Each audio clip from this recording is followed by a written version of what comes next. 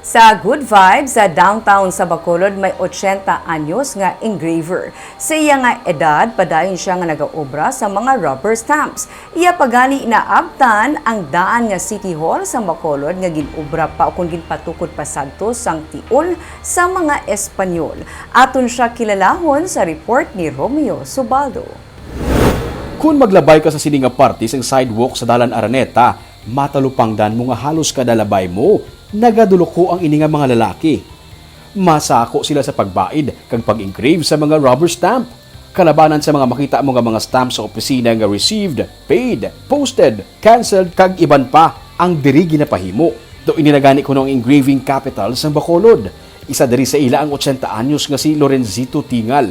80 anyos na siya kag padayon pa nga nagapang-engrave. Istorya niya, 15 anyos pa lang siya sa nagsugod siya sa sininga sahi sa trabaho kag tubtub subong inipa sa gihapon ang iya nga ginahimo. 15 and 16. 16 years old ka. Oo. Tapos sabong pila ka na?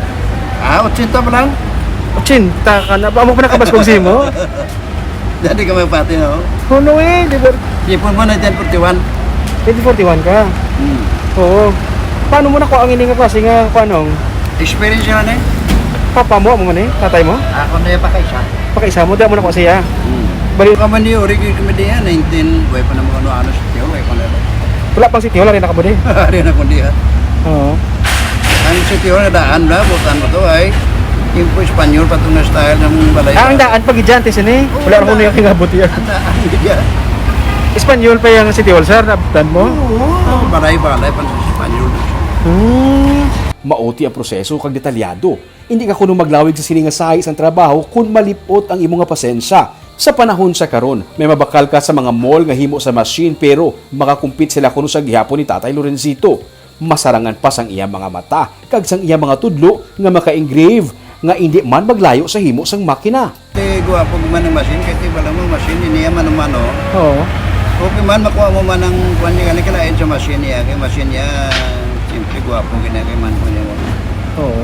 So actually, kung anong design niya, masunod man mo na. Kaya man ano? Saan tao Kaya mo na. Anom na kadekada ang naglabay, libo-libo ng mga kliyente.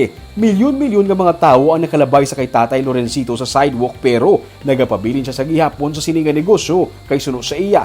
Lainggid man kung nakapangugat ka na, kag maayo ang nangin relasyon mo sa mga kliyente. Para magyapon, ang wala mo ini nga obra, kung damo ka customer, damo ka kilala, mas namin dugay ka na pala, tulad mo na ba? Oo. Kaya mo na kasi mga suki mo lang adaan, mga masuki, mga itagi na sino. Naging 3-termer na siya nga kagawad sa Barangay Handumanan sa Bacolod. Pinagi man sa pag-engrave, ginbuhi ni Lorenzito ang iya nga pamilya. Pero ang masubo lang suno sa iya, kay wala niya mapatapos sa pag-eskwela ang iya mga kabataan. Problema kay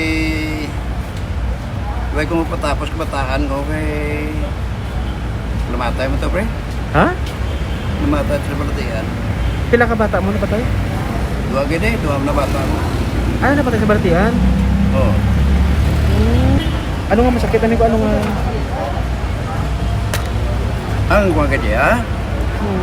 Kung wala to ka-intra sa bisyo guro, so okay. professional at Ano gon? ganing kay ano na kay Kasi sino upod mo sa buong? ako na isa. Asawa, wala na? Si Mrs.? Patay na sa mga. Ikaw na lang isa. Ako na isa. Nagaisahano na lang siya sa karon sa kabuhi. Ang pag-engrave, amo na lang ang naghatag sa iyang kalingawan kag ginakasakuan. Samta nagakabuhi kag masarangan pa sang iyalawas, padayon siya nga magapang-engrave. Tanan kita kuno madula sa kalibutan, pero ang aton nga mga nahimuan ang magamarka sa kabuhi sa iban nga tawo nga aton nakilala.